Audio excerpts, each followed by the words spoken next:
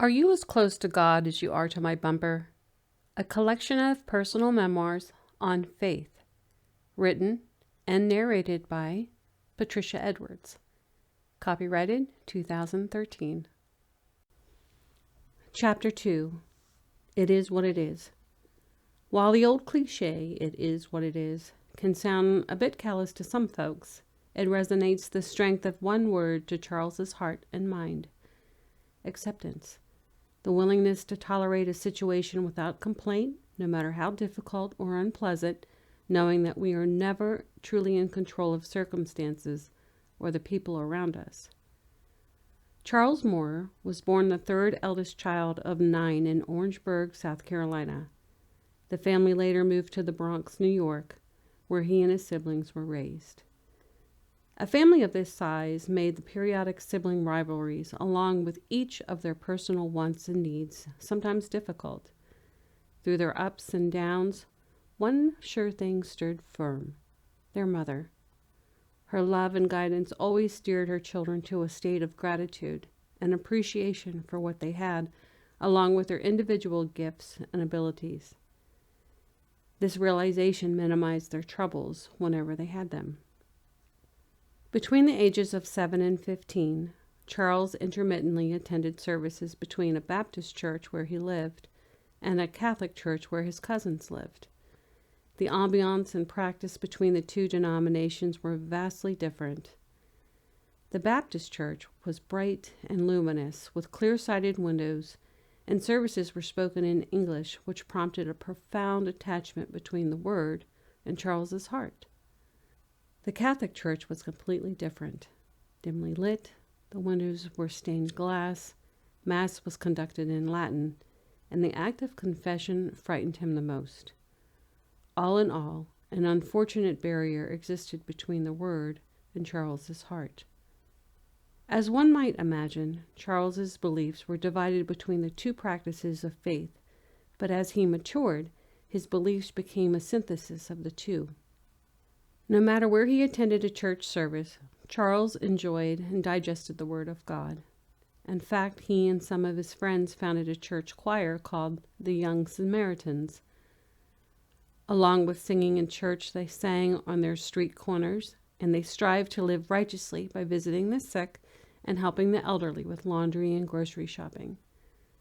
Charles stated that someone once told him that the two greatest things a person can have in life are faith and belief in God. Initially, these two qualities were slow for Charles to obtain because he questioned everything, much like he does today. He stated, "When you can find an answer to something, anything, you have a clear and a firm understanding that solidifies your position and what you feel. There's no doubt whatsoever. When it comes to God, a person should seek Him in order to find Him." To better understand this claim, Charles illustrated two variances about the earth and its inhabitants.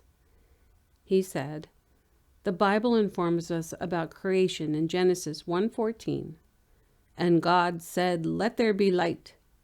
Scientists inform us about the Big Bang Theory, an explosion that resulted in the creation of the cosmos and such. I suggest that we have both. God created the Big Bang." Charles affirmed that while science can explain some things, it cannot explain everything, and he referred to the unexplainable things as the God factors. He clarified, "As we grow older, we learn that certain axioms are true, not because we repeated them so often, but because they are consistent. I have developed consistency regarding my beliefs. Over the years, I have heard some flowery, rhetoric, and effusive language regarding faith, but nothing is more powerful than the simple words, 'I believe.' I have also learned that it is not to the extent to which one believes. Either someone believes or they don't. The superlatives more and less do not apply to belief, for there is no tool by which one can judge how much another believes."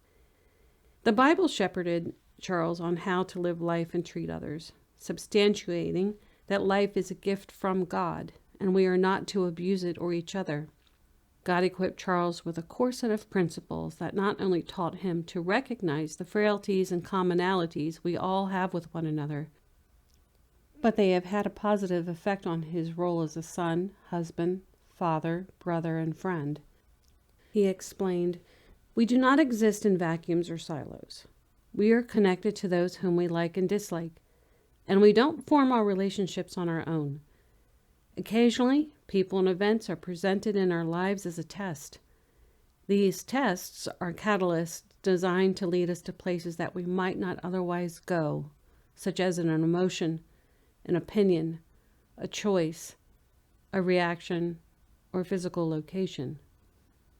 Charles shared two awful yet prevailing events in his life where testing and God were at the forefront, although neither one was perceived until much later. These were his God factor moments. The first, a high school dropout by choice, not failure or indolence. Charles joined the U.S. Army in July 1964. Although the Vietnam War was raging at the time, the veracity of becoming a soldier never entered his mind until he signed the dotted line. With laughter, Charles stated that his mother always had a lot to say whenever she witnessed one of her children on the brink of ruining their lives.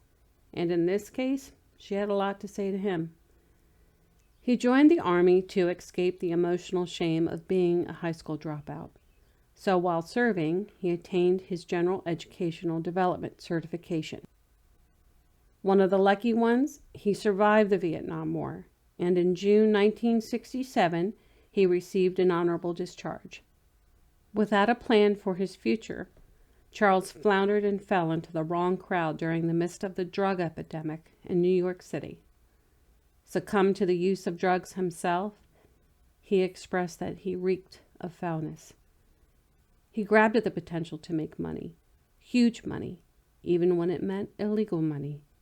He had no one to guide him, and the phrase, "misery loves company," seated itself very near to his heart. His first arrest began in June 1968, and others followed until 1972. Charles compared his life to the 14th century epic poem Inferno by Dante Alighieri, as he spiraled down to the hell of his own creation. He lived in a world where everything seemed solvable with narcotics because they blinded him to his transgressions, the damage he caused himself, and to the damage he inflicted upon those around him, especially his family. Caught up in the madness of lies, drugs, pleasures, and self-centeredness, Charles didn't care or worry about anything. Constant inebriation numbed him. However, because his drug-induced insanity was a choice and not a biological disorder, it meant that his life could be interrupted and possibly changed. His 1972 incarceration was that interruption. As he served time in a penitentiary, Charles kept himself out of trouble. He recalled one evening as he sat in his cell. He looked out his window and noticed a mother deer with her doe grazing under a tree on a hilltop. As the image framed its way to his mind, much like a tranquil painting, it stirred his soul to this truth. Unlike people, animals do not lie, and they live with whatever God gives them. This epitome made Charles think, I'm certainly not an animal, but I definitely haven't been living with what God gave me, the choice to be good and to do right. In that moment, confinement felt more like a house conversion. A conscious thought on a deeper level reminded him that God is found in all things, even in hopeless circumstances. Later that night, while he waited to be counted by a guard, Charles perceived a calming effect come over him, much like a balm. The moment was so powerful that it soothed and released his desire for drugs.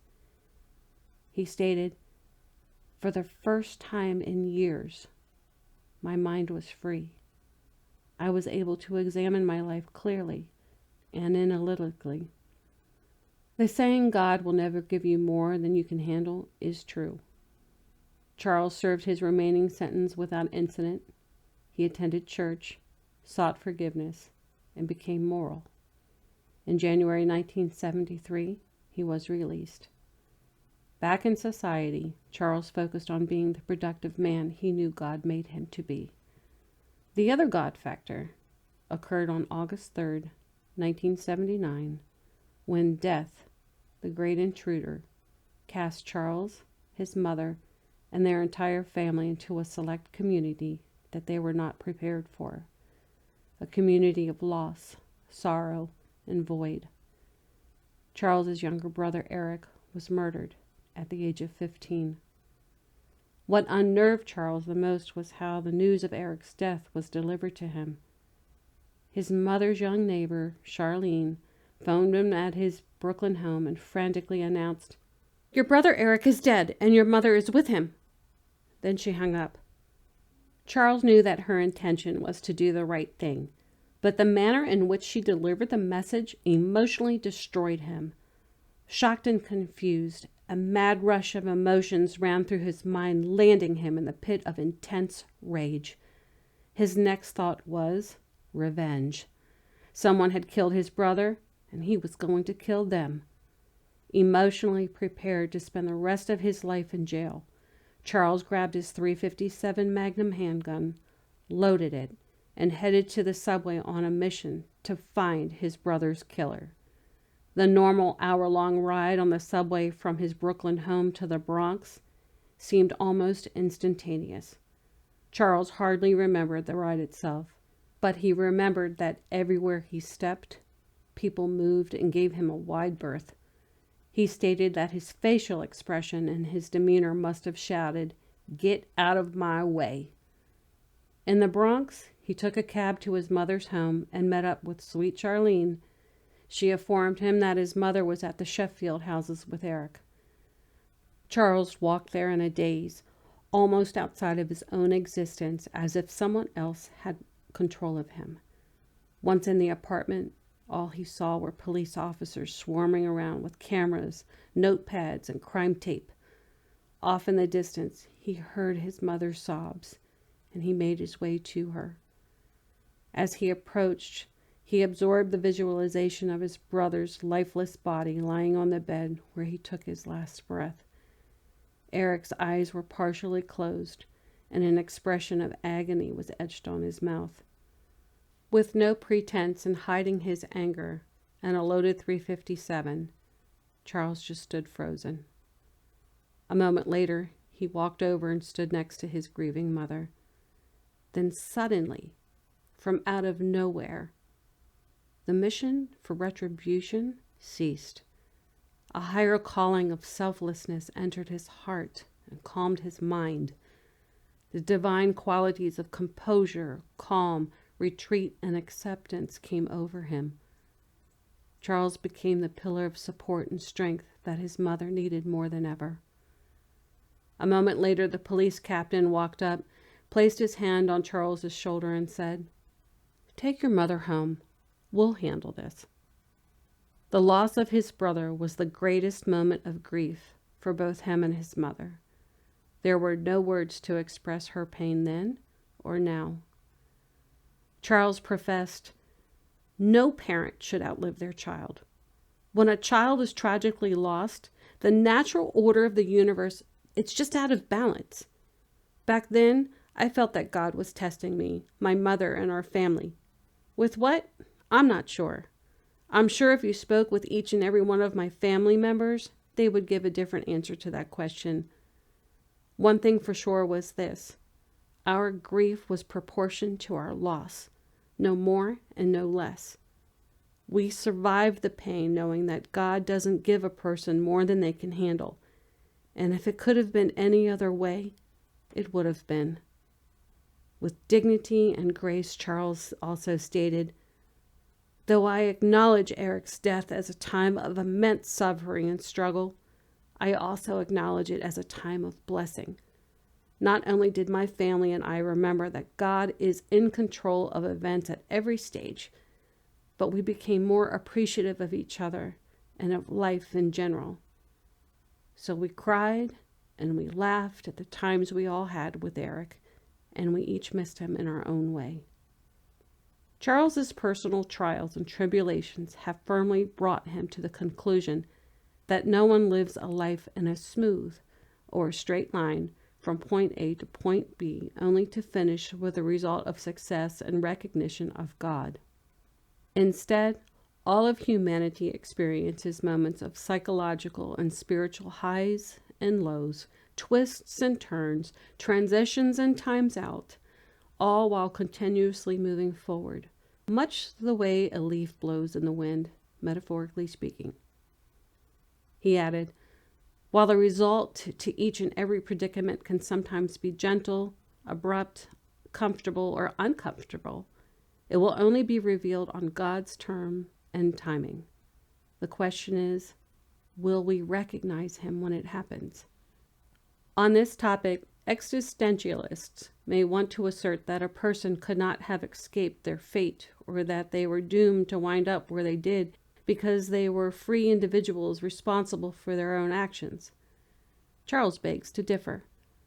God knows what he has planned for us, and there is no way of escaping his will regardless of the erratic choices and experiences we encounter. He willingly accepts this fact with no regrets, because without God and the benchmark of consequences in his life from his past, he would not be who he is today. Charles went on to reveal two more theoretical reasons why trust and belief in God can be a challenge or an impediment for some people. He explained, Western religions have a streak of rationalism to them because many things can be explained by science.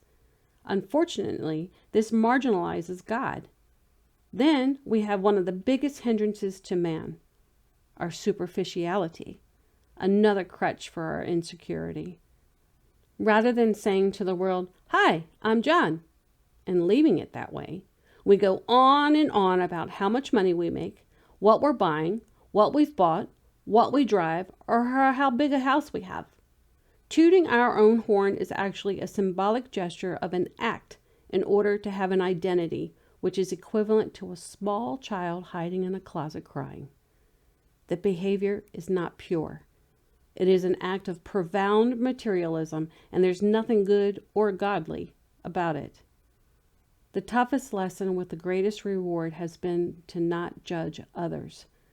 Whenever Charles hears someone critique, condemn, or judge another person undeservingly, he politely yet firmly places the fault finder into their victim's shoes by asking them what they would do if they were that person and in that same situation.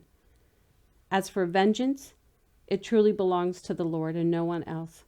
God gives and God takes. God allows us the freedom to choose to live rightful or wrongful lives. And quite often, the wrong decisions are examples to others of how not to live. For humanity as a whole, Charles's philosophy is quite simple. If you can't help, then do no harm. This is not an impossible task. Give what you can, and remember that quality is key, not quantity. Charles continued, in man's earliest history, cooperation was critical to survival. Nowadays, our lives are much easier through the invention of technology and the harnessing of our brain power. We are no longer as closely bound to our neighbors as we once were as a society, and that disconnectedness has led to human tragedy on an unimaginable scale. Unfortunately, too many of us today are what Charles referred to as crisis Christians. That is, we love to treat and look out for those who are less fortunate when there's a crisis, instead of exemplifying this quality in our character every minute of every day with everybody, crisis or not. God calls us to live and behave as if every man, woman, and child are our brother and sister deserving of unconditional love and affection. Not just when they're in crisis, but every day. And these days, many men and women forget that they are equal upon entering into a relationship. They give up equality by choice, not by custom. Could this be why there is so much self-centeredness in relationships in the world? Perhaps, but only through a true abiding relationship with Christ do the blessings of honesty, trust, loyalty, and commitment get poured into our relationships, especially with a spouse. Charles acknowledged that regardless of all his efforts at being a good person and a good Christian, he will never become pure, holy, or holier than God because he has done much to taint his soul. He is, however, liberated, renewed, and saved from his transgressions because he has held himself accountable, sought forgiveness, and asked for redemption, all possible only through Christ. He wakes up every day happy with what he has done the day before. The most he may have ever done to possibly fall short was forget to compliment his wife, praise her cooking, rub the dog, and maybe he drank just a little too much wine. All of us who strive to be obedient will, in fact, fall short from time to time. It's normal and it's expected because we are human. So don't beat yourself up when you stumble. Just learn and improve because it's all part of the growing process of faith. God gives life, so we will find meaning, value, and purpose. God allots time, so we will get to know Him, modify who we are, and change the world around us. God allows pain, so that we will know love and good choices. And God gave His Son Jesus to save us from ourselves. Words of encouragement from Charles Moore. Do you believe in God? If not, do. This is not a polite request. It's a demand. You cannot go through life not believing. Disbelief is an absolute contradiction to evidence. Look at the grass grow. Look at how a forest regenerates after a fire. And look at how animals survive in the wild. You don't see man having to plant seeds and trees and run buckets of water to the wildlife. God takes care of His creations. When you do accept Him and make Him part of your life, stop beating yourself up from your past. Forgive yourself just like you do others. Compassionately recognize the frailty of another and realize that everything you do makes an enormous impact. Even the small choices are truly not small at all. With acceptance, let go, let God, and understand the gift of waking up each morning as an act of God's divine plan for life.